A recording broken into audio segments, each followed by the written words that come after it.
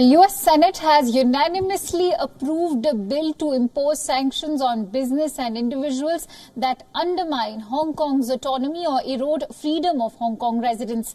The measure comes as tensions over Hong Kong have now increased over the past year, with China cracking down on protesters. At a time when it has a host of troublesome issues with Beijing, the move is a bipartisan rebuke of China, which also targets police units that have cracked down on Hong Kong protesters.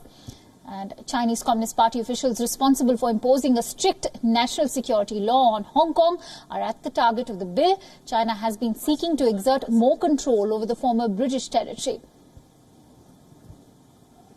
What the government of China is doing in Hong Kong is unacceptable. They are taking away the rights of the people in Hong Kong. They are snuffing out the freedoms that exist there right now. The measure also includes secondary sanctions on banks that do business with anyone found to be backing any crackdown on Hong Kong's autonomy. Beijing must know that its actions have consequences. This resolution today makes clear that that will be the case, and that is why so many in Hong Kong are so eager to see it pass, and why Beijing is so hopeful that it will fail. As I said a week ago, the struggle of the free people of Hong Kong is the struggle of all free people everywhere. U.S.-China relations have worsened since the coronavirus pandemic. China's security legislation prompted Trump to initiate a process to eliminate special economic treatment that has allowed Hong Kong to remain a global financial center. President Donald Trump's administration has already declared that it no longer considers Hong Kong's autonomous under U.S. law. The House of Representatives still needs to pass the bill, though. Let's quickly get in some perspective about the latest developments that have taken place. For more on this, I'm joined in by Richard Kimber, who's joining me live from Hong Kong this hour. A very warm welcome to you, Richard. Now, let me begin by asking you, how do you view the two bills passed by the U.S. Senate, especially when one of the bills condemns China for violating a 1984 agreement that guarantees autonomy for Hong Kong? Is the United States now holding China accountable for the treaty obligations under the Sino-British Joint Declaration, which, of course, China was trying to escape?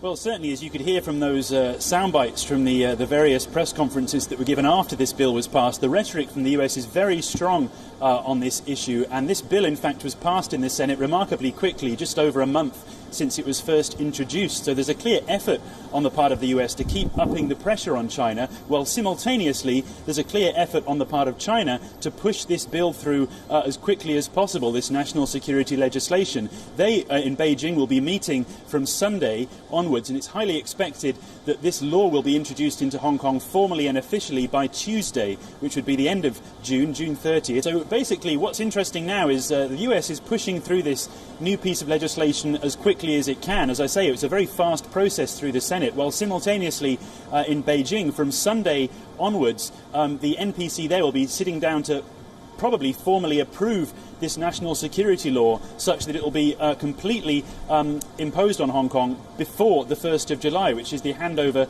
anniversary day. So if it's purely a case of legislative races, China will probably win this one, because the US Senate still has to push this bill through the US House of Representatives, and then it still has to be signed and approved into law by President Trump. So by the time that happens, it's highly likely that the national security law will have already been introduced in Hong Kong. Right. That's a very valid point that you've stated. And talking about how U.S. wants to counter China, the U.S. Secretary of State Mike Pompeo has already stated that the U.S. is reviewing force deployment to counter China's threat to India and Southeast Asia, and that a partnership with EU is needed to tackle the China challenge. What do you make of the change in America's strategic resource allocation and the change in force posturing from Russia to now China? Well, yes, separately to this push through the Senate, Mike Pompeo has been teaming up with the EU during a conference event there to try and increase the pressure on China, to try and do, as he, in his words, to try and up the ante on the challenge of China's ascendancy. Now, this kind of bilateral agreement between the US and the EU on this is clearly adding to the pressure on China, but ultimately, again, it doesn't seem to be causing any delay or any hesitation on the part of China with regards to this security law. It's also been said in the US Senate that some senators have been hesitant about whether or not even this new Senate bill will make any difference. And there's certainly been no indication here that China is particularly paying any attention to either the US-EU partnership on this issue or the new US Senate bill. The state media here still running editorial lines talking about how important it is for the EU to continue to develop its trade ties with China. Similarly, talking about how important it is for other countries, including Australia, to develop their ties with China. The state media very strongly saying how important China is to the rest of the world, and that any number of international critiques of China's political behaviour will not make any difference. So clearly it seems like the security law is now all set to take shape in the coming week. Richard, last but not the least, organisers of Wednesday, July 1st handover pro-democracy march are all set to protest despite no police approval yet. How crucial is it for the protests to remain non-violent? Isn't there a greater risk of arrests now by the Chinese forces, which indirectly could also risk Hong Kong's forcible occupation by China?